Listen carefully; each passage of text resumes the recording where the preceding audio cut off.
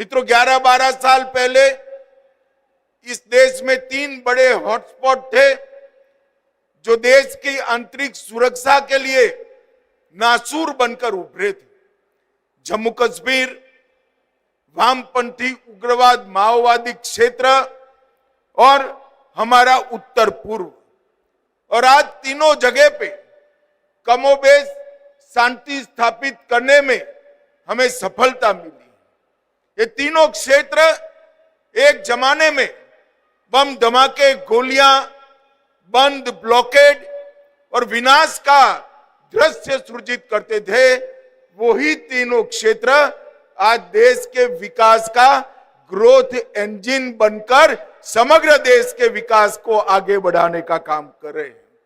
मगर मैं देश की जनता को यह भी याद दिलाना चाहता हूं, ये तीनों क्षेत्र को शांत करने में मैं नॉर्थ ईस्ट की ही बात कर लूं तो नॉर्थ ईस्ट में 700 सीआरपीएफ के जवानों ने अपना सर्वोच्च बलिदान दिया है।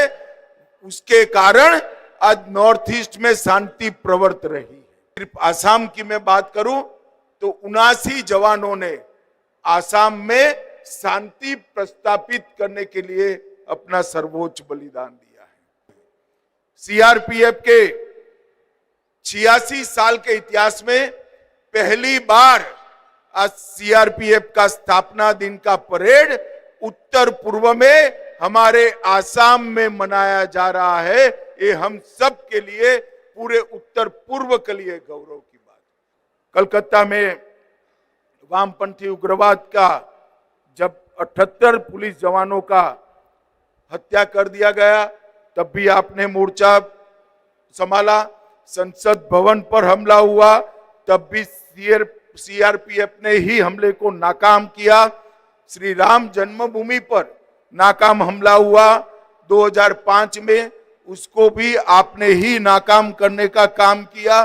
कई ऐसे मौके आए हैं जहां सीआरपीएफ तैनात होने का मतलब है देश के दुश्मन, उनकी विफलता, पराजय सुनिश्चित हो जाती है। कहीं से भी अशांति का समाचार आता है और कंट्रोल रूम से मुझे समाचार मिलता है कि सीआरपीएफ के जवान पहुंच गए हैं, तो मैं निश्चिंत होकर रात को सो सकता हूं, क्योंकि सीआरपीएफ के जवान कभी विफल नहीं होते हैं, वो परिणाम लेकर ही आते हैं।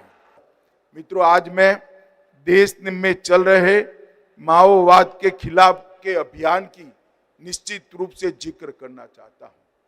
देश के 12 जिलों, 12 प्रदेशों और अनगिनत जिलों में माओवाद ने एक प्रकार से वहां की जनता को नागचूड़ के अंदर जकड़ कर रखा था। जब भारत सरकार ने तय किया कि ये माओवाद को देश की धरती पर से पूर्णतया नस्यत किया जाएगा, उखाड़कर फेंक दिया जाएगा, इसमें सबसे महत्वपूर्ण भूमिका कोई एक बल की रही है तो सीआरपीएफ और मेरे कोबरा के जवानों की भूमिका बहुत महत्वपूर्ण रही है। सीआरपीएफ के जवानों के भरोसे मैं देश की जनता को फिर से कहना चाहता हूं, फरवरी समाप्त होने आया है, फिर से मेरी बात में दोहराता हूं, 31 मार्च 2026 को इस देश को हम माओवादी समस्या से पूर्ण रूप से मुक्त करा देंगे और माओवाद का संपूर्ण उन्मूलन हो जाएगा। जब देश आतंकवाद से मुक्त हो जाएगा, लाल आतंक से मुक्त हो जाएगा, मैं निसंकोच रूप से कहूंगा